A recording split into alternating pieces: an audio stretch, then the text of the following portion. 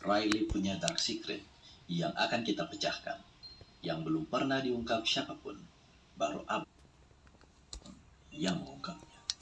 Halo guys, Arlias di sini. Hari ini kita akan membahas terlebih dahulu satu karakter sampingan yang kita temui pada chapter 4 bernama Riley. Siapakah Riley ini sebenarnya? Kita akan membahas Riley ini tuntas karena misteri tentang Riley ternyata sangat menarik. Jadi sebelum membahas Dr. Harry Sawyer, kita bakal membahas Riley dulu. Tapi seperti biasa, sebelum memulai pembahasannya, Abang pengen say thank you. Kalian yang always support channel Arlias. Semoga kalian selalu terhibur dengan konten teori Abang. Dan thank you juga buat para member yang selalu nge-support Bang Arlias secara langsung. Dan buat yang baru hadir dalam channel ini, Abang ucapin selamat datang, kalian sangat di-welcome di dalam channel ini, dan semoga terhibur. Oke, sekarang kita masuk ke dalam pembahasannya guys. Jadi, siapakah Riley ini sebenarnya? Pertama-tama, kita bakal mulai dari manakah kita mengenal karakter Riley ini. Jadi, ketika kita turun ke fasilitas bawah tanah Playtime, kita bakal melalui berbagai macam area. Dan salah satu area yang paling mengejutkan adalah area tumpukan dari ribuan mayat critters. Tentunya tumpukan ini disebabkan oleh banyak hal. Mulai dari perang internal yang terjadi akibat kelangkaan makanan, kemudian para eksperimen gagal yang mungkin dibuang, dan juga ada insiden The Hour of Joy yang membuat semuanya menjadi kacau balau dan seperti ini. Dalam prison bawah tanah, kita tahu jika ada ribuan eksperimen yang sudah dilakukan oleh Dr. Harry Sawyer dan para saintis lainnya.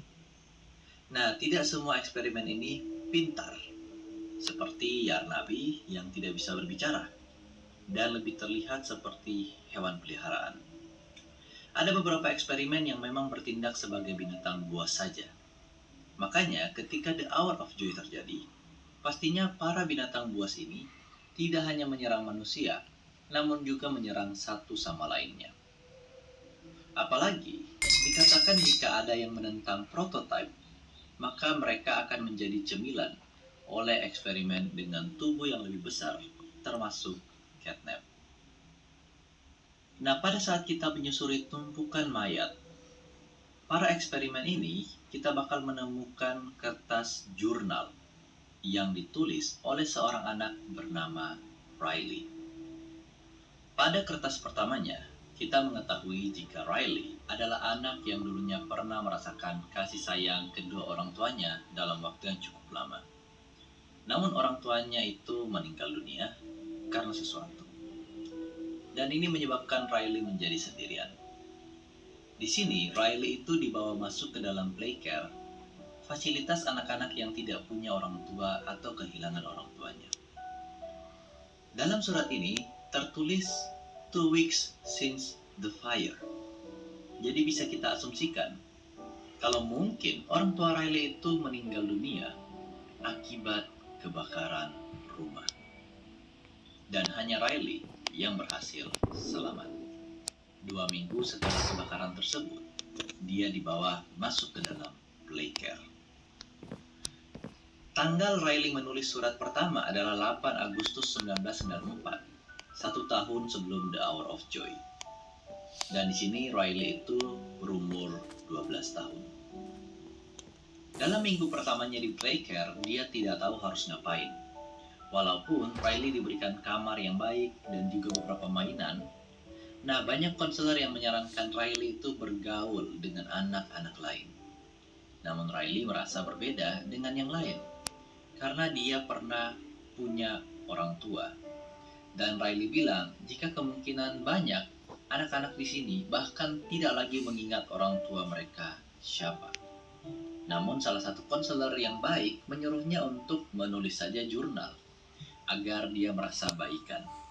Dan jurnal inilah yang kita temukan pada area The Pile of Death Experiment di sini.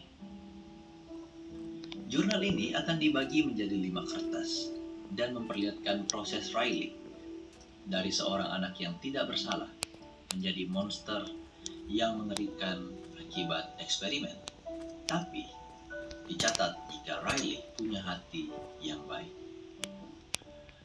Pada surat kedua, di tanggal 10 Februari 1995, Riley terpilih oleh Dr. White. Riley sedikit merasa senang karena mengira dia bakal diadopsi.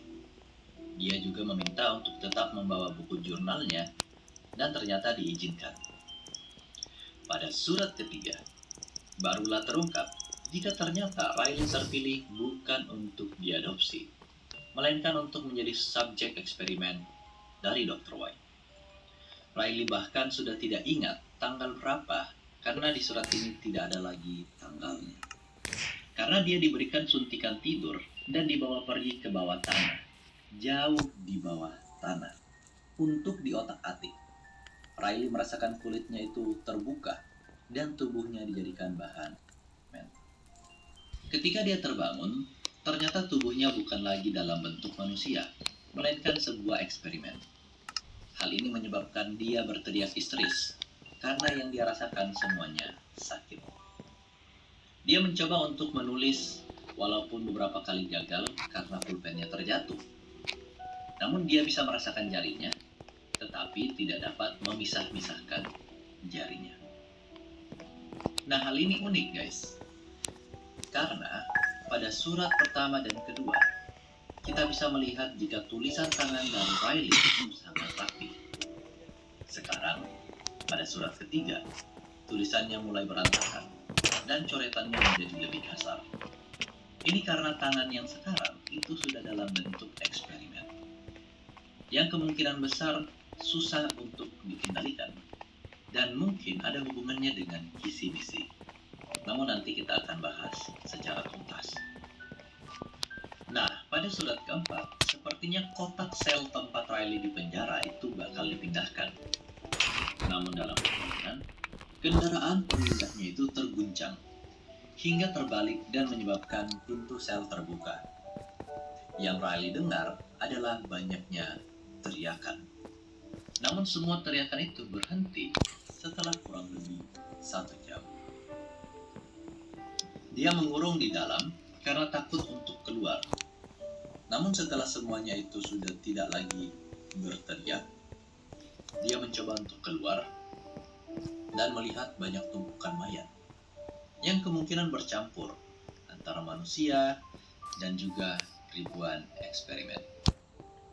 Dia menenangkan dirinya agar bisa berpikir jernih. Dan dalam surat kelima ini yang menarik, Riley tidak menemukan makanan di mana-mana. Dan dia melihat para eksperimen memakan satu sama lain. Tetapi Riley tidak mau memakan eksperimen ataupun manusia. Kemungkinan besar karena sifatnya yang baik, sama seperti Kissy. Karena dia menyadari jika ini adalah area prison, dia baru sadar jika semua eksperimen di bawah tanah ini itu ada ribuan. Karena semenjak dia jadi eksperimen, dia selalu dikurung dalam sel kotak. Jadi nggak tahu apa yang terjadi di luar. Dia kemudian berjalan dan menemukan kereta tempat para eksperimen yang mengantarkan semua kotak sel ini. Nah, kemungkinan jalurnya itu dari atas.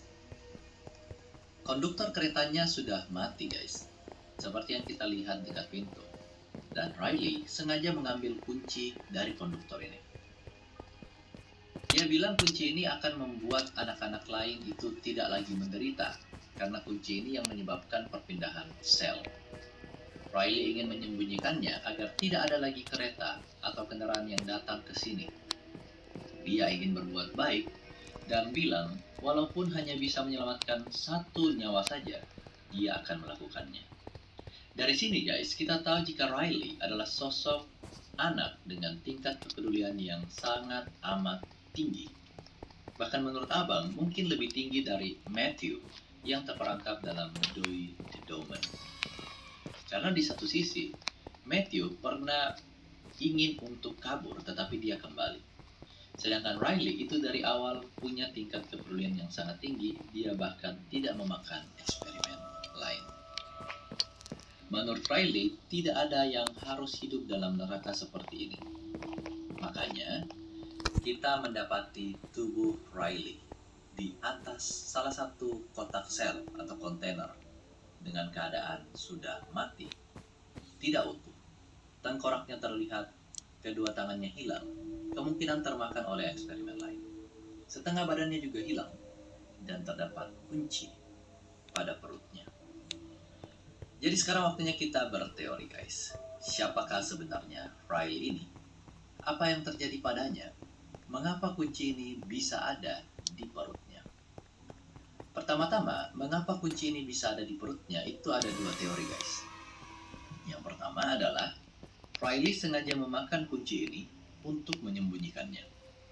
Logikanya, karena dia sulit untuk memegang pulpen, maka pastinya dia juga sulit untuk memegang kunci.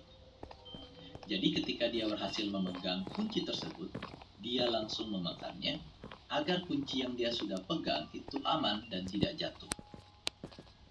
Namun teori kedua itu lebih sedikit dark. Mengapa dia memakan kunci? Alasannya karena kelaparan. Dalam catatan Riley dikatakan jika Riley memilih tidak memakan sesamanya ataupun manusia. Banyak yang bilang jika kunci itu dimakan untuk menahan rasa lapar Riley. Nah, dari dua teori abang ini, tadi cukup panjang guys pembahasan kita tentang Riley ini, dan itu dia semua yang abang bisa share ke kalian. So ya, semoga kalian terhibur guys dengan konten teori abang hari ini. Buat kalian yang pengen abang bahas sesuatu tentang Poppy Playtime atau di luar Poppy Playtime, komen aja di bawah, nanti kita jadikan konten.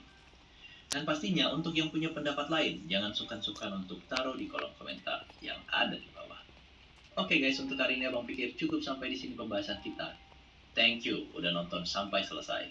Buat yang baru sekali lagi, welcome. See you di video selanjutnya guys. Thank you. And have fun.